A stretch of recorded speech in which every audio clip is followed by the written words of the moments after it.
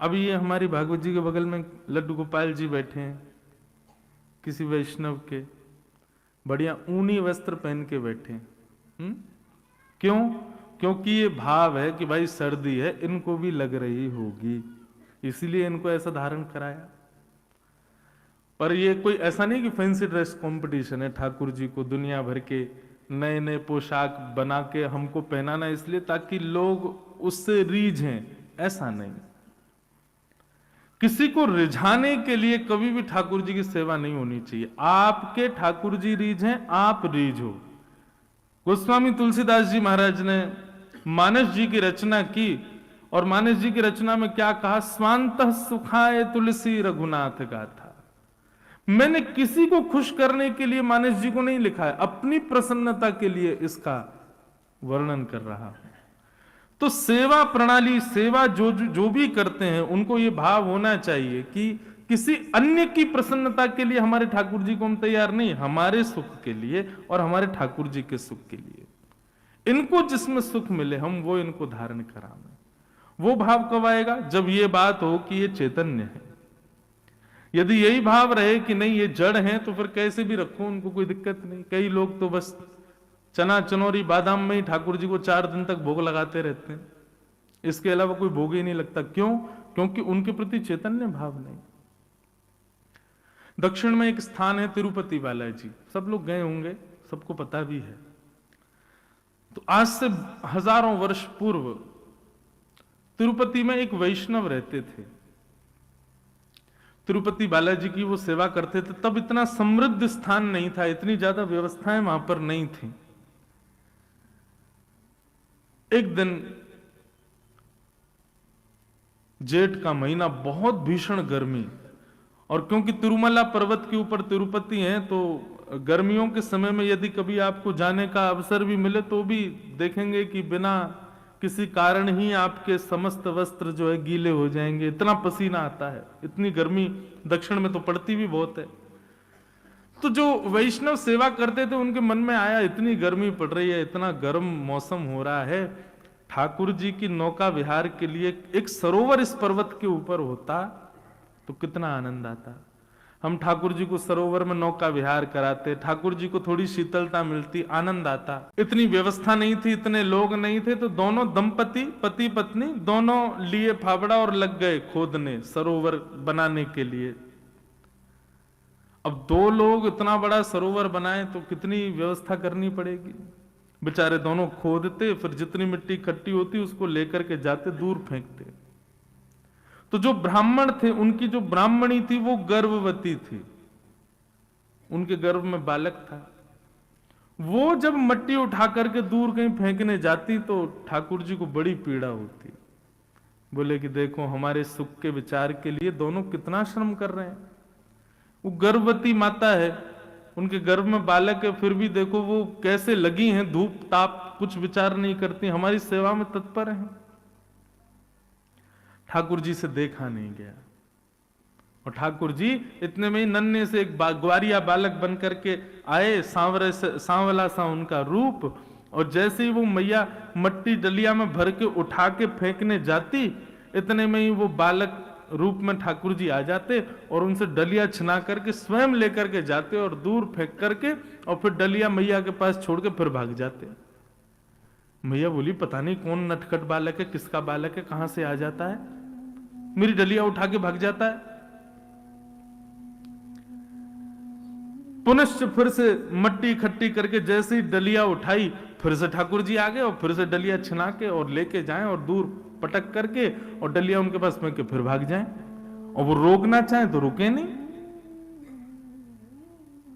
2-3 बार जब ठाकुर जी ने किया तो ब्राह्मणी ने जाके ब्राह्मण को दिखाया, बोले देखो आप मट्टी खोदते मैं भरती हूं, जैसे ही मैं लेके जाती हूं पता नहीं कहां से बालक आता है और वो पूरी डलिया लेके भाग जाता है और फेंक के, और फिर कहीं अंतर ध्यान हो जाता है, कहीं चला जाता है, छुप जाता है, किसका बालक है यहां? ब्राह्मण ने बोला देखो मैं देखता हूं कौन है। जैसी डलिया में पूरा मट्टी भर के जैसे ही ब्राह्मणी ने उठाया, इतने में ही जैसे ही वो बालक आया, बालक के रूप को देखते ही उनकी करधनी जैसे ही देखी, करधनी समझते हैं, कौंधनी, कमर पर जो धारण करते हैं, वो स्वर्ण की कौंधनी वही थी जो तिरुपति बालाजी ने पहनी थी। वो देखते ही ब्राह्मण समझ गए, बोले ओहो, ये तो साक्षात श्री वेंकटेश भगवान आ रहे हैं। ठाकुर जी के पीछे भागे तो वो तो अंतर ध्यान हो गए, तो ब्राह्मण सीधे मंदिर में गए और मंदिर में जाकर के बोले, आप क्या कर रहे हैं भगवान? आप इस प्रकार से श्रम क्यों कर रहे हैं? हम कर तो रहे हैं आपके लिए व्यवस्था, आप क्यों आ रहे हैं वहां पर? तिरुपति बालाजी प्रकट हो गए, प्रकट होकर बोले, देखो तुम्हारी ब्राह्मणी गर्भवती है, उसके गर्भ में बालक है, वो इतना श्रम करती है, उसको पसीने आते हैं, इतना परिश्रम करती, मुझसे वो देखा नहीं जाता। ब्राह्मण ने ऐसी बात कही कि श्री ठाकुर जी उन पर न्योछावर हो गए। ब्राह्मण बोले, देखिए भगवान, आपका काम है ठकुराई करना, आपका काम है सेवा स्वीकार करना, आपका काम है भोग निवेदन करना, भोग पाना, सुंदर शयन करना, आनंद करना, और ये सब सेवा का क्रम ये हमारी जिम्मेवारी है। तो कम से कम हमको जो सेवा का क्रम मिला है वो हमसे छीनिए मत। ये सेवा हमारी है, हमारे पास ही रहने दीजिए। ये सेवा ही तो हमको मिली है, ये भी आप ले जाएंगे तो फिर हम क्या करेंगे आपके लिए? ये सेवा तो कम से कम हमसे मत छीनिए। ठाकुर जी इतने प्रसन्न हो गए महाराज कि ब्राह्मण को हृदय से लगा लिया। बोले कि तुमसे हम बड़े प्रसन्न हैं, तुम एक बार, यहां हम लोगों की शिकायतें खत्म नहीं होती ठाकुर जी के आगे। जे नहीं है, हम कैसे करें महाराज, अभी ऐसा चल रहा है, कैसे कथा सुने, ये चल रहा है, वृंदावन कैसे आए, हम इतनी शिकायतें करते हैं। और कहा वो ब्राह्मण देवता अपनी गर्भवती पत्नी को भी सेवा से विमुक्त ना होना पड़े, ठाकुर जी को डांट रहे हैं कि आप हमारी सेवा मत छीनिए, ये सेवा का अधिकार हमारा है, हमको ही करने दीजिए, ये भी आप ही करेंगे तो फिर भक्त किस काम के? ठाकुर जी ने हृदय से लगाया, बोले अच्छा ठीक है, जाओ सेवा करो। जैसे ही ब्राह्मण निकल के बाहर आया तो देखा कि वहां तो एक सुंदर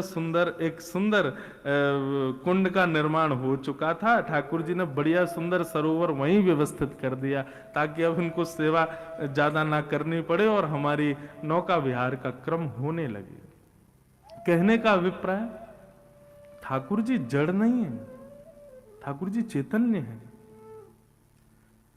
चैतन्य का अभिप्राय क्या है? अभी सर्दी है, आप लोग शॉल पहन रहे हो, जैकेट पहन रहे हो, क्यों? क्योंकि आपको सर्दी लग रही है। गर्मी आ जाती है, आप एसी चलाते हो, क्यों? क्योंकि आपको गर्मी लग रही है। ये क्यों? क्योंकि आपका शरीर चैतन्य है। ऐसे ठाकुर जी भी चैतन्य है, ठाकुर जी जड़ नहीं है। उनके प्रति जड़ बुद्धि मत रखो। वो दिखते जड़ हैं, वो दिखते ऐसे हैं कि पाषाण में हैं, वो दिखते ऐसे हैं कि कोई धातु में है, लेकिन वो धातु या पाषाण में नहीं है, वो साक्षात चैतन्य है। और मैं तो ऐसा कह दूं तो कोई अतिशयोक्ति नहीं, ठाकुर जी आए थे जब हमारे पास तब जड़ थे, अब उनको चैतन्य करने की जिम्मेवारी हमारी है। अब वो चैतन्य हो, ये जिम्मेवारी हमारी है। कभी आपके लड्डू गोपाल या जो भी सेवा का क्रम आप अपने घर में करते हो, कभी उनका स्पर्श करके अनुभव हो, जैसे एक मानव को स्पर्श करने पर अनुभव होता है, वो अनुभव उनको स्पर्श करके हो, तब सोचना अब हमारी सेवा प्रारंभ हुई है। महाराज जी 60 साल से हमारे घर में ठाकुर जी की सेवा चल रही है, लेकिन जैसे 60 साल पहले थे वैसे अब भी हैं, तो इसमें क्या हुआ फिर?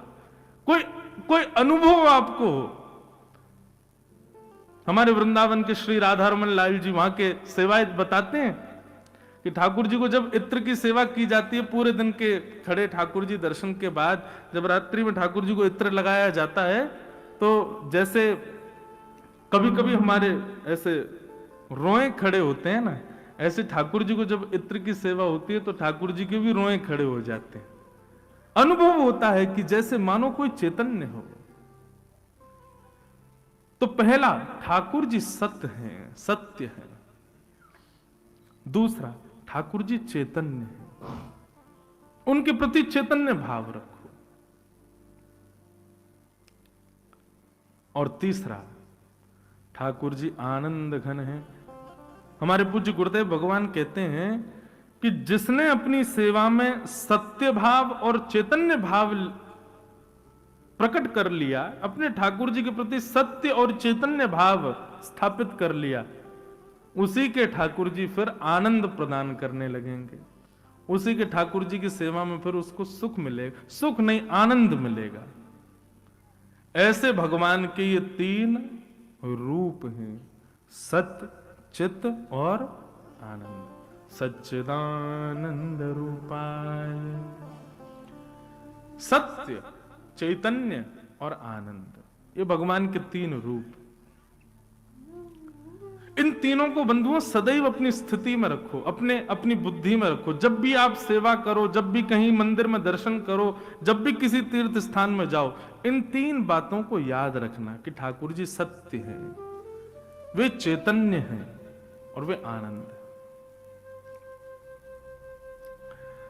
दूसरी बात, विश्वोत्पत्त्यादि हेतवे, ठाकुर जी के कर्म क्या है? विश्व की उत्पत्ति करना, उसका पालन करना और उसका संहार कर देना। पहले तो विश्व को बनाते हैं, फिर उसका पालन करते हैं, अंत में उसको ध्वस्त कर देते हैं। ये ठाकुर जी के तीन कर्म हैं। तापत्रय विनाशाय श्री कृष्णाय वयम नमः। तापत्रय विनाशाय। अब ये बात बड़ी ध्यान से सुनना। तीन प्रकार के ताप होते हैं हमारे जीवन में। ताप किसको कहते हैं? दुख। आदि दैविक दुख, आदि भौतिक दुख और आध्यात्मिक दुख। अब इन तीनों में ही सारे दुख आ जाते हैं, चाहे पति पत्नी के विवाद हो, चाहे आपके पड़ोसी के साथ विवाद हो, चाहे आपका शारीरिक कष्ट हो, चाहे आपका मानसिक कष्ट हो, चाहे आपको धन की तंगी हो गई हो। ये जितने भी कष्ट संसार में, ये सब तीनों के अंदर ही आते हैं। और यहां पर क्या लिखा है? तापत्रय विनाशाय। इन तीनों तापों का जो विनाश करते हैं, ऐसे श्री कृष्ण को हम प्रणाम करते हैं। इसका मतलब क्या है? ठाकुर जी के जो शरणागत हो जाते हैं, उनके जीवन में फिर ताप नहीं आते। पर अगर ये बात है तो मीराबाई का चरित्र उठा करके देखो, ताप नहीं आया उनके जीवन में। सूरदास जी का चरित्र देखो, क्या ताप नहीं आया उनके जीवन में? किसी भी वैष्णव भक्त का, गोस्वामी तुलसीदास जी का चरित्र उठा के देखो। आपको पता है गोस्वामी तुलसीदास जी का जब जन्म हुआ था, तो जन्म लेते ही गोस्वामी जी के 3200 दांत थे। और जब जन्म लिया तो जन्म लेते ही मुख से शब्द निकला राम। ये सुनते ही सारे गांव के लोगों ने हल्ला मचा दिया, बोले ये बालक अशुभ है, ये अच्छा नहीं है। बताओ, इसके 3200 दांत हैं, ये मानवों जैसा हंस रहा है। 1 घंटे का बालक हंस रहा है, दांत दिखा रहा है, मुख से राम नाम बोल रहा है, ये बालक अशुभ है। मतलब गोस्वामी तुलसीदास जी की उपेक्षा जन्म से ही प्रारंभ हो गई थी। जन्म से ही उपेक्षा करने लगे थे लोग। आज जिस रामचरितमानस को घर घर में पूजा जाता है, जिस हनुमान चालीसा को हर बालक बोल करके अपने विद्यालय में जाता है, अपने कार्यों की सिद्धि करता है, उन हनुमान चालीसा और रामचरितमानस लिखने वाले गोस्वामी तुलसीदास जी जब पृथ्वी पर थे, तब किसी ने उनका सम्मान नहीं किया। काशी में, बनारस में मानस जी लेकर के गोस्वामी जी घूमते थे, कोई स्वीकार नहीं करता। सब कहते ये कैसी भाषा लिखी है आपने, ये कोई भाषा है? लेकिन आज उन गोस्वामी जी को सब लोग, अभी हल्ला हो जाए कि छठी करा पर गोस्वामी तुलसीदास जी प्रत्यक्ष प्रकट होकर दर्शन दे रहे हैं, क्या होगा? हम अकेले व्यासपीठ पर रह जाएंगे, सब भाग जाओगे। गोस्वामी जी आगे, भैया दर्शन करो उनके, इतने श्रेय। यहां ये क्यों लिखा है कि तापत्रय विनाशाय? ठाकुर जी की शरणागत के ठाकुर जी तीनों तापों को नाश कर देते हैं। तो फिर किसी वैष्णव को ताप विमुक्त हमने क्यों नहीं देखा? एक भी भक्त ऐसा नहीं है जिसका आप मुझे नाम बता दें जिसके जीवन में कोई दुख ना आया हो। तो फिर इसका भाव का अर्थ क्या है?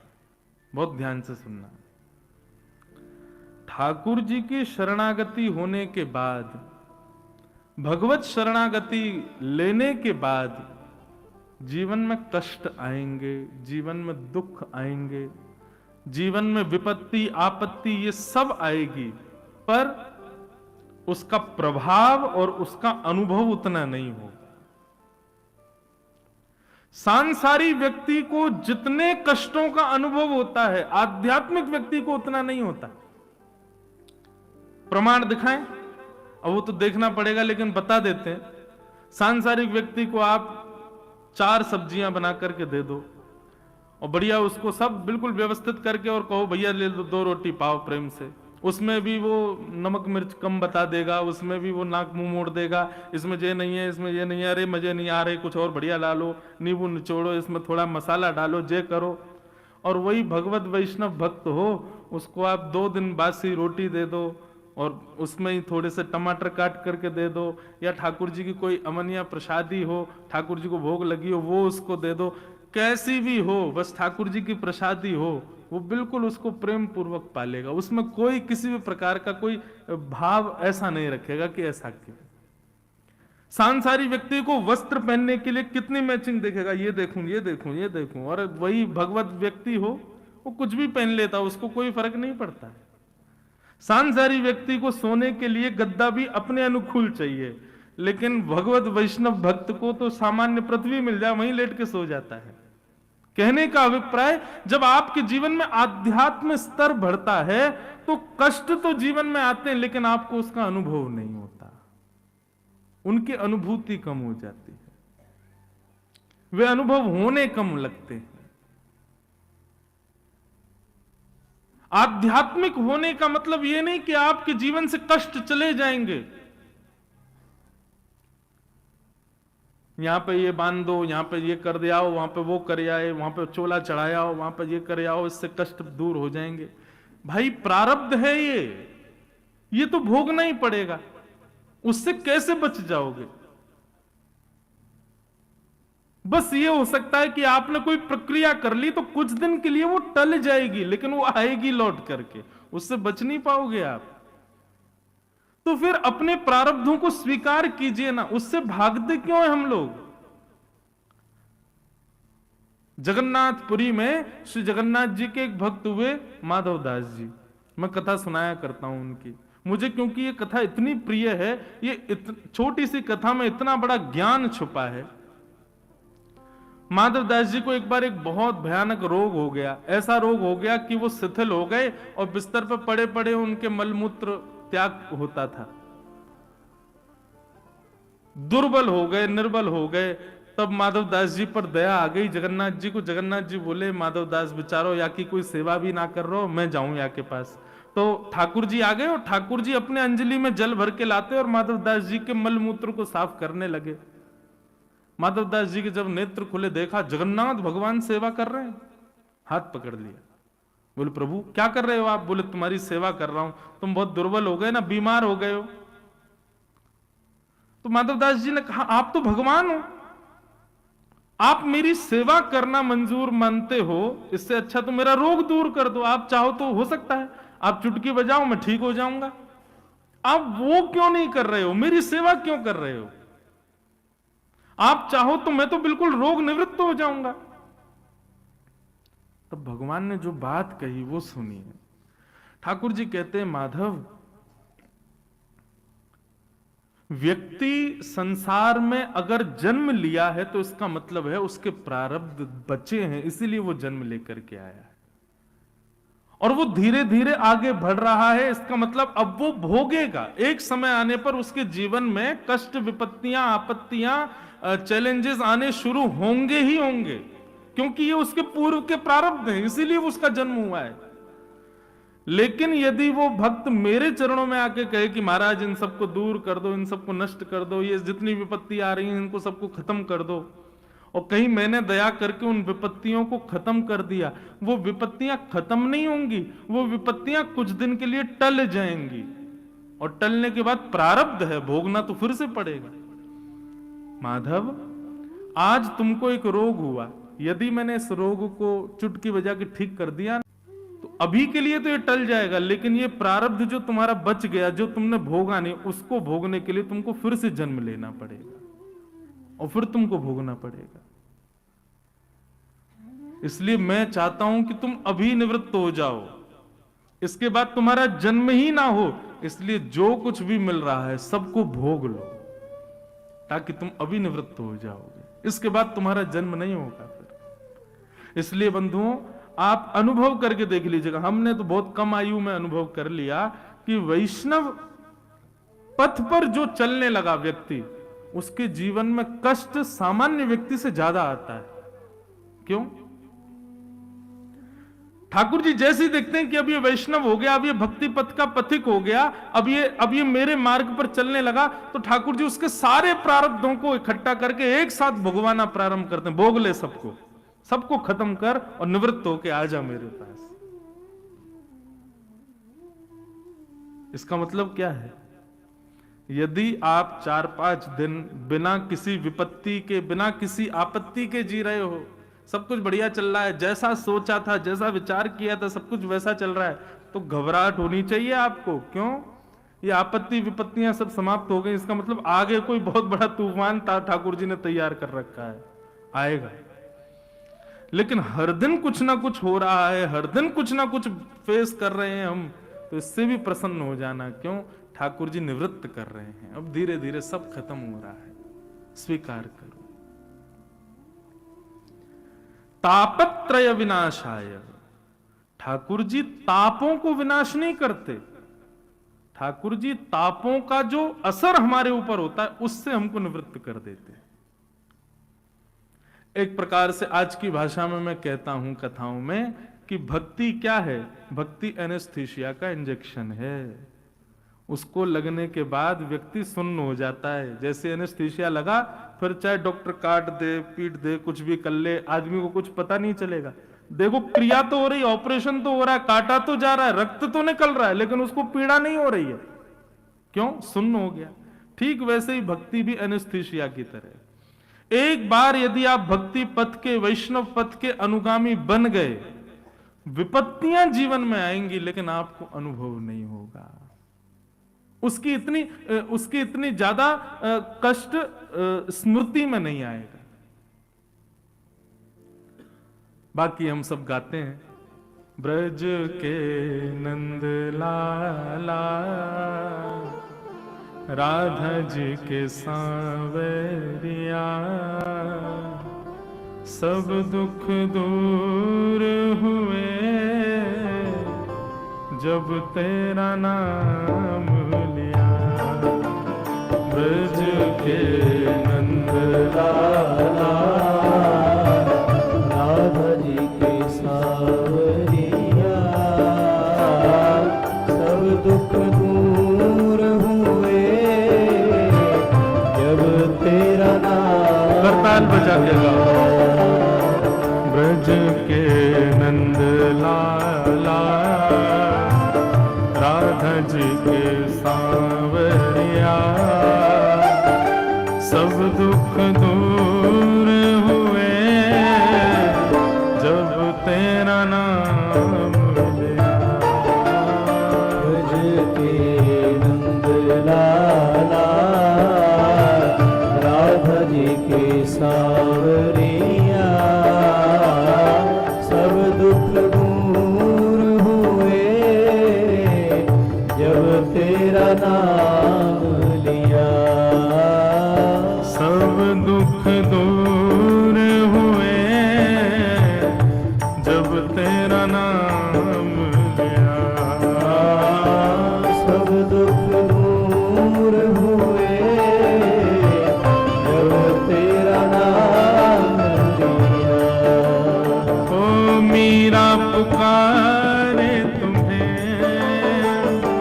गिरधर गोपाला, मीरा पुकारे तुम्हें, गिरधर गोपाला। मीरा पुकारे तुम्हें, गिरधर गोपाला। मीरा पुकारे तुम्हें, गिरधर गोपाला। ढल गया अमृत में विष का भरा प्याला। बन गया अमृत में विष का भरा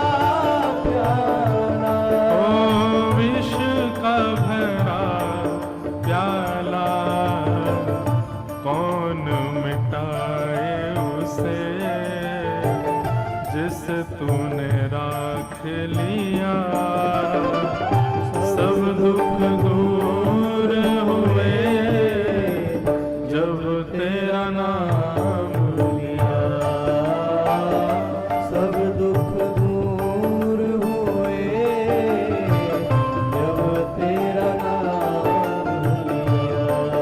ओ ब्रज के नंद लाला, राधा जी के सांवरिया, सब दुख दूर हुए जब तेरा नाम लिया। सब दुख दूर हुए जब तेरा नाम। श्री राधा रमन लाल की जय हो।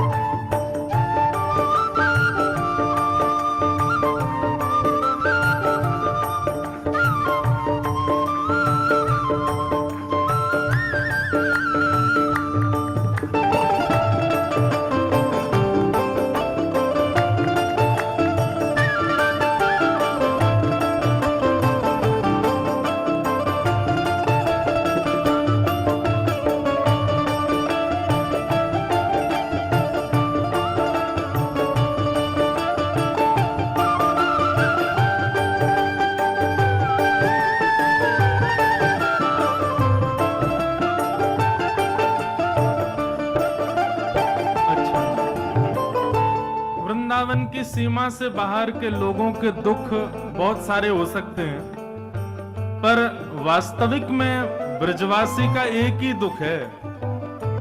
और वो कष्ट क्या है, वो पीड़ा क्या है कि हे नाथ, कब हमें आप युगल स्वरूप में दर्शन दोगे। बस दर्शन की पीड़ा है।